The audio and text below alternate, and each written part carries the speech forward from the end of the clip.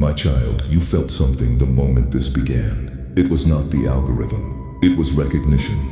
Deep in your spirit, you have always known that what happened to you was not an accident. The circle that pushed you out, the group that went silent when you walked in, the colleagues who suddenly had no time for your ideas.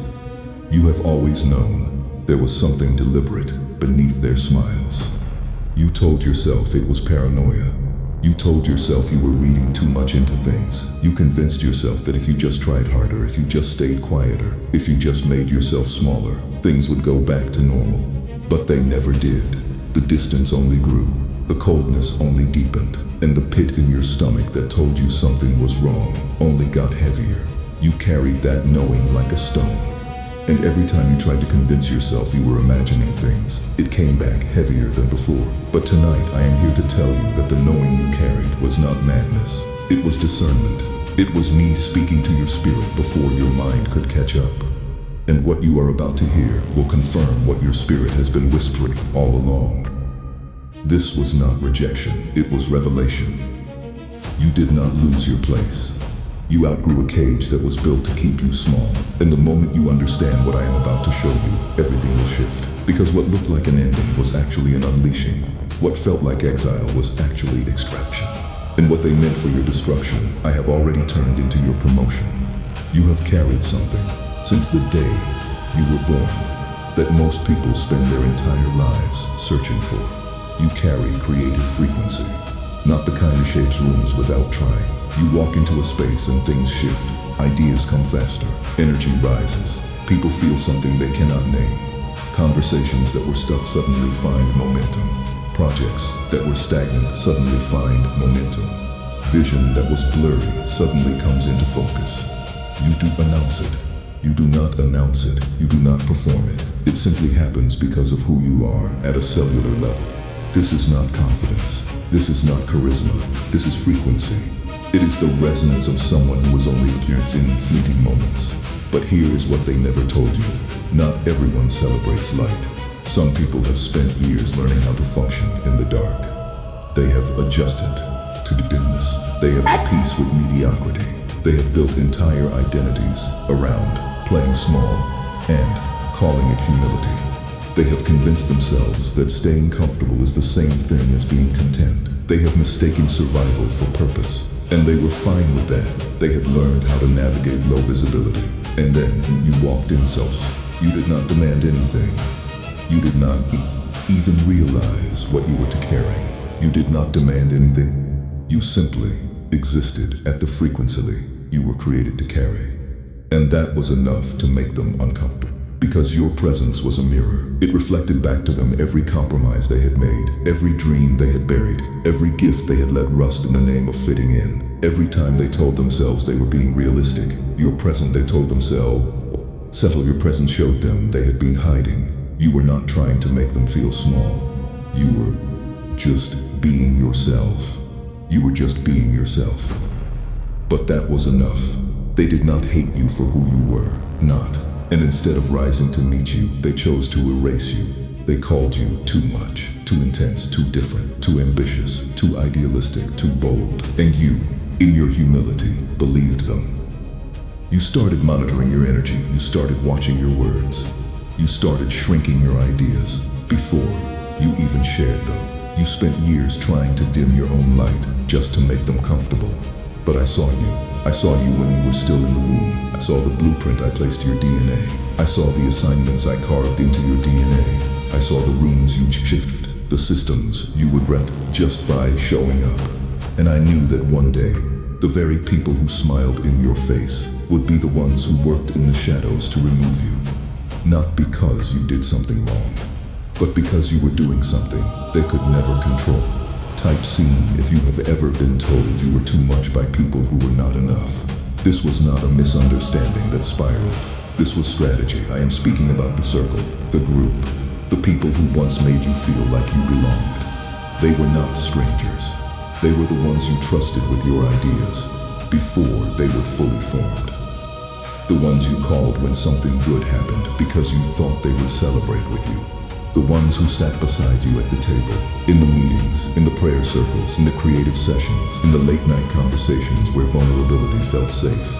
You did not see them as competition. You thought you were building together. You thought the wins were shared. You thought the vision was collective. You believed that because you wanted the best for them. They wanted for their launches. You showed up for their. You celebrated their promotions. You supported their ideas even when they were half-baked. You made space for them to shine even when it cost you visibility. And you did it freely, not to earn favor, not to collect debt, but because that is how you were wired. You were wired for collaboration, not competition. You were built for partnership, not positioning. And you assumed they were built the same way. But what you did not see was this. They were not walking with you. They were studying you.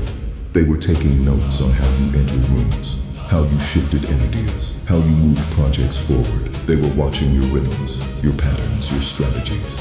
And while you were being generous with your gifts, while you were sharing your process, while you were inviting them into your creative space, they were quietly building a case for why you did not deserve to stay. This was not jealousy in the way you think of it.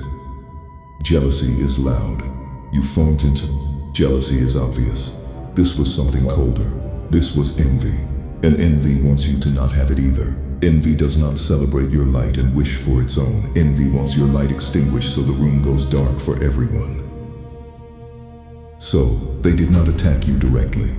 They knew that would make them look bad. They knew that would expose their motives.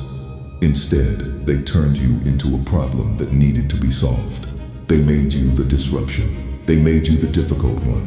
They made you the reason the circle was no longer functioning smoothly. They made sure everyone agreed it was for the best. They did not need to convince people you were evil. They just needed to convince people you were exhausting. And once that narrative took root, your removal became inevitable. The first thing they did was rewrite your story. They began to speak about you in rooms you were not in. They took moments where you showed strength and turned them into evidence of aggression. They took moments where you showed vision and called it grandiosity. They took moments where you asked questions and called it resistance. They took moments where you pushed back on bad ideas and called it negativity. They did not lie outright. That would have been too easy to disprove. That would have left evidence. That would have made them look like liars. Instead, they selected specific moments, stripped away the context, removed the backstory, erased the nuance, and presented them in a way that made you look unstable. They told the truth, but not what provoked it. They showed the reaction, but not what provoked it. They highlighted your response, but not what you were responding to. And because they had been in the circle longer, because they had built rapport with the right people, because they had invested in relationships strategically, their version became the official narrative. No one asked for your side. No one questioned the pattern. No one that does not sound like her. They simply believed that where there was smoke, there must be fire. They simply believed that where there was smoke, there, and you, my child, became the fire they all agreed needed to be put out. The second thing they did was isolate you. They began to pull away slowly, so slowly you almost did not notice at first. Invitations used to get stopped. Conversations you used to be part of went quiet when you arrived. Group chats you used to be in suddenly went silent the moment you typed something. Inside jokes you did not understand started circulating. References to meetings you were not invited to kept coming up. Plans were being made finalized before you even knew there was a decision to make. They made you feel like you were losing your mind. Like maybe you had done something wrong, but no one would tell you what it was. Like maybe you had offended someone, but no one would give you the chance to make it right. You started replaying every interaction. You started analyzing every word you said. You started wondering if you had been too loud, too quiet, too present, too absent. You started second-guessing yourself. You started walking on eggshells. You started trying harder to prove you were not the problem they were making you out to be. You showed up earlier. You stayed later. You volunteered for things no one else wanted to do. You tried to be helpful, agreeable, low maintenance, and that is exactly what they wanted. Because the more you tried to fix something that was not broken, the more exhausted you became. The more exhausted you became, the less fight you had left. The less fight you had left, the easier it was for them to finish what they started. They did not want you strong when they exiled you. They wanted you confused, depleted, and doubting your own perception of reality. They wanted you so tired of trying to figure out what you did wrong that when they finally told you it was time, relieved. The third thing they did was make your removal look like a collective decision. They did not want to be seen as the villain. They did not want to be the one person who could not handle you. They did not want it to look personal. So they built consensus. They went to the others in the group one by one and said, "Have you noticed how she has been acting lately?" They planted seeds. They framed concerns. They made observations sound like discoveries. I have been feeling like the energy has been off. I have been wondering if maybe we have outgrown this dynamic. I love her, but I think she might be going through something that is affecting the group. They made it seem like everyone had been thinking the same thing, but was just too kind to say it. They positioned themselves as the brave one, who was finally willing to name what everyone else had been feeling. And slowly, the narrative took hold. People who had not noticed anything started looking for signs. People who had genuinely enjoyed your presence started questioning their own perception, started wondering if maybe they had been too generous. And then, when the time came, when enough people had been primed, as something the whole circle agreed on, as something that was circle agreed on, as something that was unfortunate but necessary, as something that hurt them too, as something they did not want to do but felt they had to. They even framed it as being for your own good. We think this environment is not healthy for you right now. We think you will thrive better in a different setting. They made it sound like care. They made it sound like they were protecting you from something. But it was rejection dressed in spiritual language. It was exile wrapped in concern. And the cruelest part, you almost believed them. You almost accepted that maybe you were the problem, that maybe you did need to be removed for everyone's peace, that maybe your presence, if you were pushed out by people who made it seem like it was your idea, was your idea to leave. My child, I need to pause here, because the deepest wound was not the betrayal. The deepest wound was what it did to your ability to trust yourself. You have spent months, maybe years, meeting every moment where you felt something was off, but could not prove. You have asked yourself 1,000 times, did I imagine it? Was I too sensitive? Did I make it worse by reacting? And every time you could not find a clear answer, you doubted yourself a little more. You started to believe, you did, that maybe your instincts were broken, that maybe your discernment was faulty, that maybe you were the common denominator in every conflict, every ending, every loss. But I am here tonight to tell you something that will break the cycle of that lie. You were not wrong. When you felt the shift in the room before anyone said a word, when you sensed that the laughter was not reaching their eyes, you were not wrong. When you knew that the compliment they gave you in public was laced with something you were not wrong.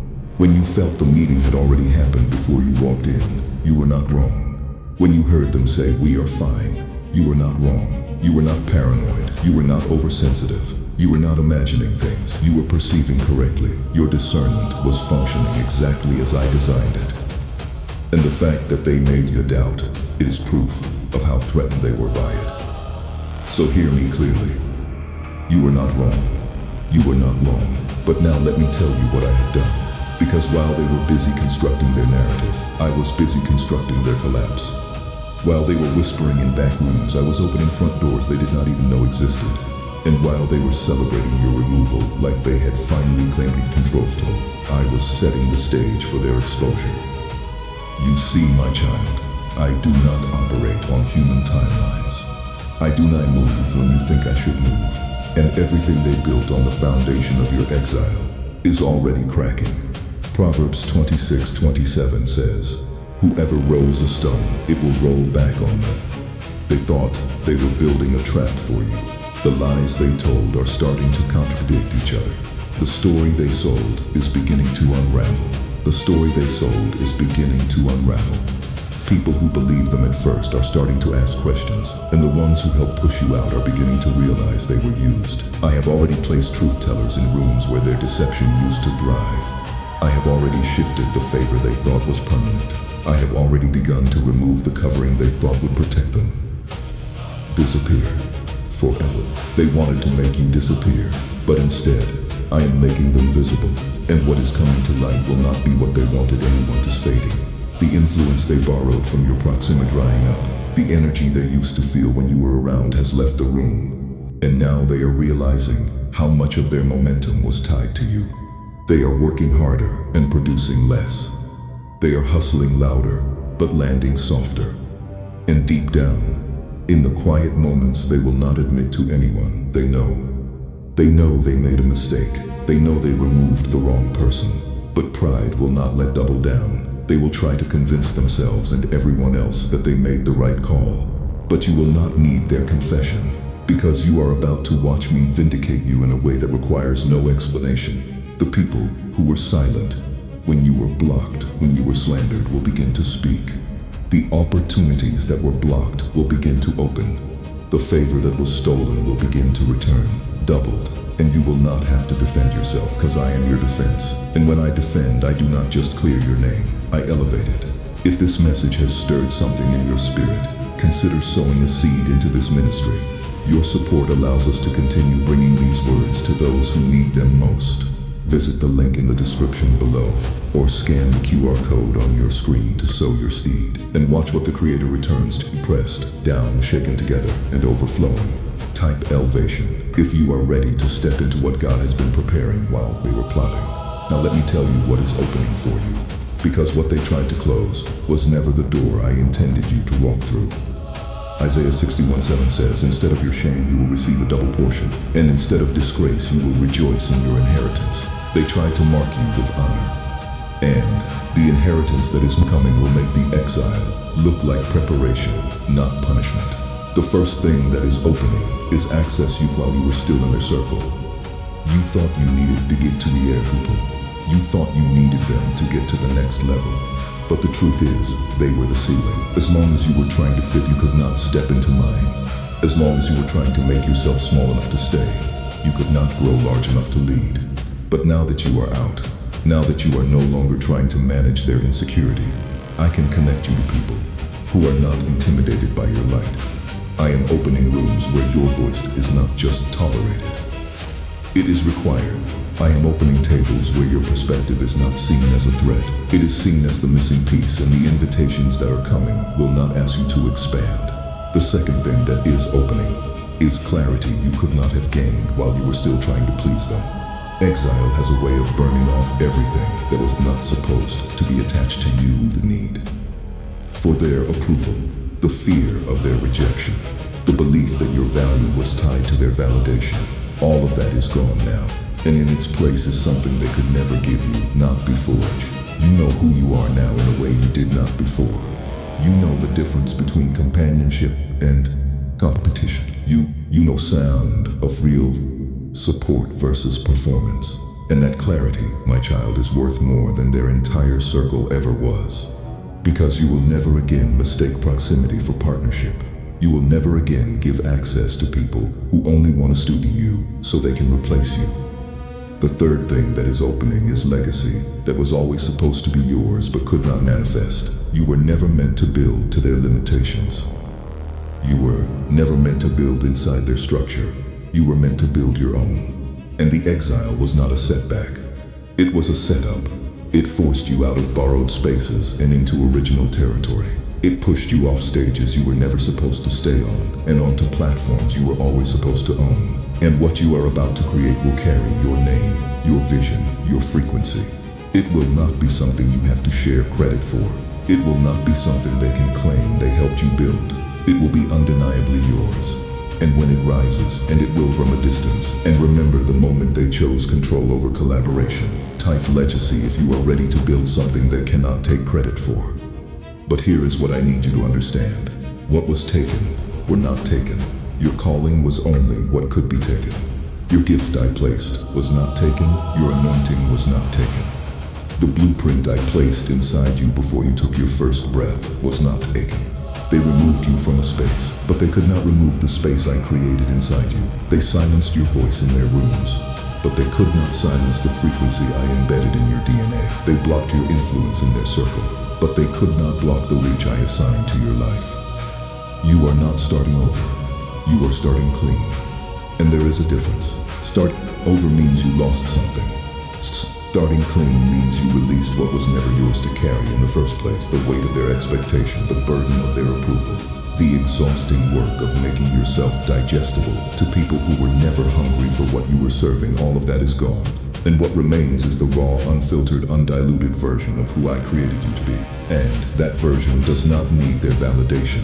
It does not need their platform. It does not need their permission. It only needs you to believe what I have been saying all along. You were never too much. You were just in a space that was too small. Joel says, I will repay you for the years the locusts have eaten. Every year you spent trying to earn a seat at a table that was never meant for you. I am repaying. Every season you lost second-guessing yourself because of their projections. I am restoring. Every opportunity that was blocked because they feared your rise. I am reopening with interest. This is not just recovery, this is expansion. And by the time I am finished, you will not look back at that circle with bitterness. You will look back with gratitude, because their rejection was my redirection. Their exile was my extraction, and their loss is about to become someone else's gain. Type 7777 if you are claiming double portion restoration over your life right now. My child, in the name of the Most High, I declare this over you now. The circle that pushed you out will watch you rise from a distance, and they will know they removed a cornerstone, not a stumbling block. The narrative they built to Trump will surface with undeniable clarity. The isolation they used as a weapon will become the incubation you needed to birth. What they could bation you needed to birth, what they could never control. The shame they tried to mark you with will turn to honor. The disgrace they tried to assign will turn to inheritance. The silence they forced upon you will turn to a voice that cannot be ignored. You will not beg for your seat back. You will build your own table. You will not shrink to fit their approval. You will expand into the fullness of your framework. You will expand into the fullness of your design. And every door they closed will be replaced by a door they will not have the keys to. Every room they removed you from will be replaced by a room they were never invited to. Every season they thought they ended will be replaced by a season they cannot comprehend. The years the locusts have eaten are being restored. The light they tried to dim is being amplified, and the giant they tried to exile is being unleashed. If this word has shifted something in your spirit tonight, I want to invite you one more time to consider sowing a seed into this ministry. These messages reach millions of souls who are walking through the valley, and your seed helps us continue to be a voice of hope in the wilderness. Visit the link in the description below or scan the QR code on your screen to plant your seed today. Type unlashed if you are stepping into the fullness of who God created you to be. Amen.